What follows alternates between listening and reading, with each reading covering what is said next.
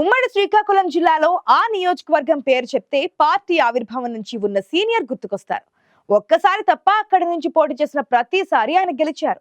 2009లో పేరు మార్చి రిజర్వ్ చేయడంతో 100% గ్యారంటీ అనుకున్న నియోజకవర్గం దూరమైంది. ఇక పోయిన ఎన్నికల్లోనైతే ఆయన జిల్లానే మారాల్సి వచ్చింది. నియోజకవర్గాల పునర్విభజనతో మళ్లీ పాత నియోజకవర్గం జనరల్ అవుతుందన్న ప్రచారంతో అలర్ట్ అయ్యారు ఆ సీనియర్. ఇంతకీ ఎవరా లీడర్? ఏమంటోంది అక్కడి కేడర్?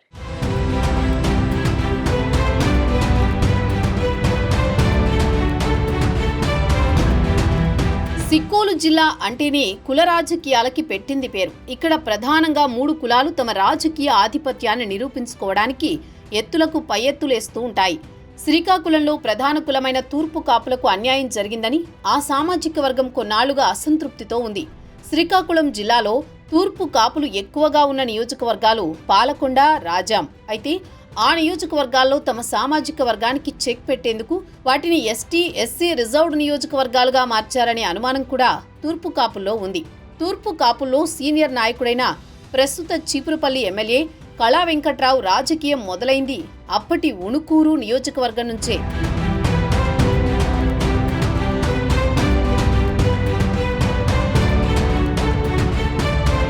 తెలుగుదేశం పార్టీ ఆవిర్భవించిన తర్వాత 1983 నుంచి 2004 దాకా ఉణుకూరు నియోజకవర్గంలో ఒక్కసారి తప్ప మిగిలిన అన్నిసార్లు కళా వెంకట్రావే గెలిచారు.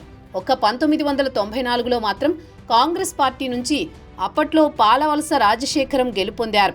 టీడీపీలో సీనియర్ నాయకుడిగా జిల్లాలో, రాష్ట్రంలో ఎదురులేని కళా వెంకట్రావుని రాజకీయంగా దెబ్బతీయాలని అప్పట్లో కింజారపు ఎర్రనాయుడు ఉణుకూరు నియోజకవర్గం పేరును మార్చి ఎస్సీ రిజర్వ్ చేశారని గుసగుసలు వినిపించాయి.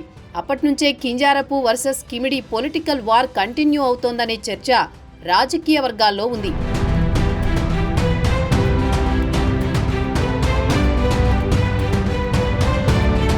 కళా వెంకట్రావుపై అప్పట్లో మొదలైన రాజకీయ కుట్ర ఇంకా కొనసాగుతూనే ఉందంటోంది ఆయన వర్గం. ఆయన్ని రాజకీయంగా దెబ్బతీసే ఆలోచనతోని మొన్నటి ఎన్నికల్లో కూడా సీటు మార్చేలా కొందరు చక్రం తిప్పారన్న అభిప్రాయంతో ఉంది ఆయన అనుచర గణం. 2024 ఎన్నికల్లో కింజారపు కుటుంబం ప్రణాళిక వేసి ఎచ్చర్ల నియోజకవర్గం నుంచి కళా వెంకట్రావుని విజయనగరం జిల్లా పరిధిలోని చీపురుపల్లి నియోజకవర్గానికి పంపిందంటున్నారు.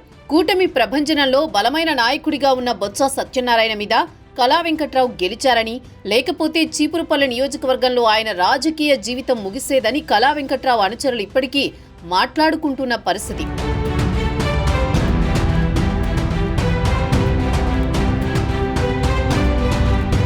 2009లో తాను ప్రాతినిధ్యం వహిస్తున్న నియోజకవర్గాన్ని ఎస్సీ రిజర్వ్ చేయడంతో మనస్తాపానికి గురైన కిమిడి కళా వెంకట్రావు ఎర్రన్నాయుడుతో విభేదిస్తూ తెలుగుదేశం పార్టీకి రాజీనామా చేసి చిరంజీవి స్థాపించిన ప్రజారాజ్యం పార్టీలో చేరారు.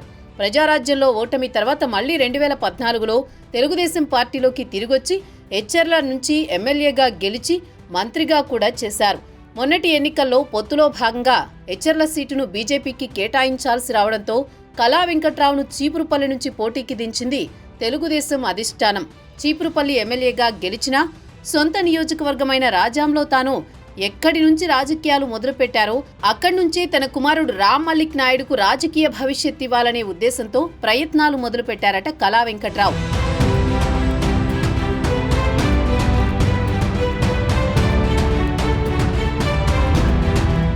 రాజాం 2009లో ఎస్సీ రిజర్వ్డ్ అయినా ఇప్పటికీ ఆ నియోజకవర్గంలో కిమిడి కళా వెంకట్రావుకు బలమైన క్యాడర్ ఉంది.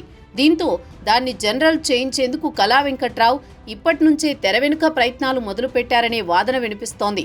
ఎస్సీ రిజర్వ్డ్ రాజాం ప్రస్తుతం ఎమ్మెల్యే కొండ్రు మురళి 2 పర్యాయాలు ఎమ్మెల్యేగా గెలిచిన నియోజకవర్గం. ఈ నియోజకవర్గంలో 2 పర్యాయాలు ఎమ్మెల్యేగా గెలిచిన కంబాల జోగులను వైసీపీ అధిష్టానం పాయకరావుపేట పంపించేసింది.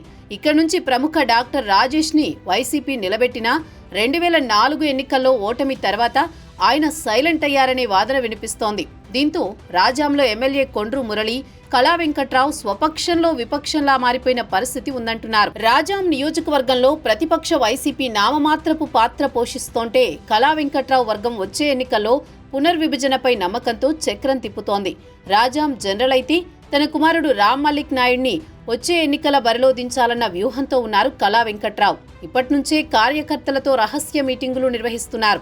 ఒకవేళ రాజాం జనరల్ అయితే కొండ్రు మురళికి తనదని చెప్పుకోవడానికి నియోజకవర్గం ఏదీ లేకపోవడంతో ఆయన రాజకీయ భవిష్యత్తు కూడా అగమ్యగోచరంగానే ఉంది.